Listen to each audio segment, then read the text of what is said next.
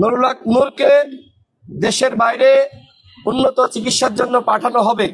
আজকে আমি নিজে নুরুল হক নূরের যে অবস্থা দেখেছি, এতে করে মনে হচ্ছে পরিকল্পিতভাবেই হত্যার উদ্দেশ্যে সেনাবাহিনীর কতিপয় সদস্য এবং পুলিশ বাহিনীর কতিপয় সদস্য পরিকল্পিতভাবে নুরুল হক নূরকে টার্গেট করে হত্যার উদ্দেশ্যেই এই ধরনের হামলা চালিয়েছে।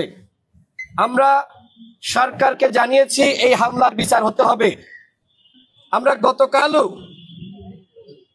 বিক্ষোভ সমাবেশের মাধ্যমে সরকারকে বলেছি, যেহেতু জাতীয় পার্টি ফ্যাসিবাদের দোসর এবং তাদেরকে কেন্দ্র করেই তাদের রাজনীতিকে আবারও পুনর্বাসিত করা নিয়ে একটি পরিকল্পনা ছিল, সেই পরিকল্পনার বিরুদ্ধে যেহেতু নুরুল হক নূর সহ আমরা কথা বলেছি, মুখোশ উন্মোচন করেছি, তাদের পরিকল্পনা ভেস্তে যাওয়ায় মূলত নুরুল হক নূর সহ আমাদের শতাধিক নেতাকর্মীর উপরে এই ধরনের আক্রমণ করা হয়েছে। আমরা মাননীয় প্রধান উপদেষ্টাকে ধন্যবাদ জানাই, মহামান্য রাষ্ট্রপতিকে ধন্যবাদ জানাই, বিএনপির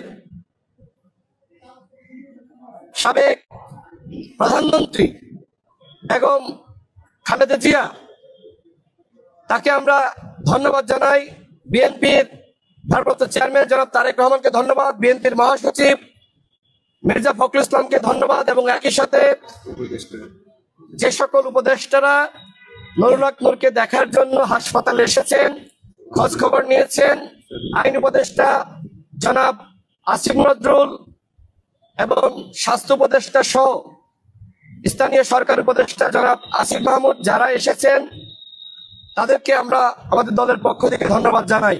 এছাড়া জামাত ইসলামের শীর্ষ নেতৃবৃন্দ, এনসিপির শীর্ষ নেতৃবৃন্দ, ইসলামী আন্দোলন বাংলাদেশের শীর্ষ নেতৃবৃন্দ সহ বিভিন্ন রাজনৈতিক দলের আমির এবং মহাসচিব, চেয়ারম্যান, সাধারণ সম্পাদক অনেকে দেখতে এসেছেন। সবার নাম আমি নিতে পারছি না, সময় সংক্ষিপ্ত। আমাদের দলের পক্ষ থেকে তাদেরকে আমরা ধন্যবাদ জানাই এবং ফ্যাসিবাদ বিরোধী শক্তিকে আমরা তাদের প্রতি কৃতজ্ঞতা জানাই। নুরুল হক নূরের উপর যে হামলা হয়েছে, এই হামলাকে কেন্দ্র করে আজকে পুরো জাতি একতাবদ্ধ হয়েছে। এখন এদেশের মানুষের যে চাওয়া, সেটি হলো আওয়ামী লীগকে যেভাবে সাংগঠনিক কার্যক্রম নিষিদ্ধ করা হয়েছে, জাতীয় পার্টি সহ 14 দল ফ্যাসিবাদের যারা দোসর, তাদের সাংগঠনিক কার্যক্রম নিষিদ্ধ করতে হবে।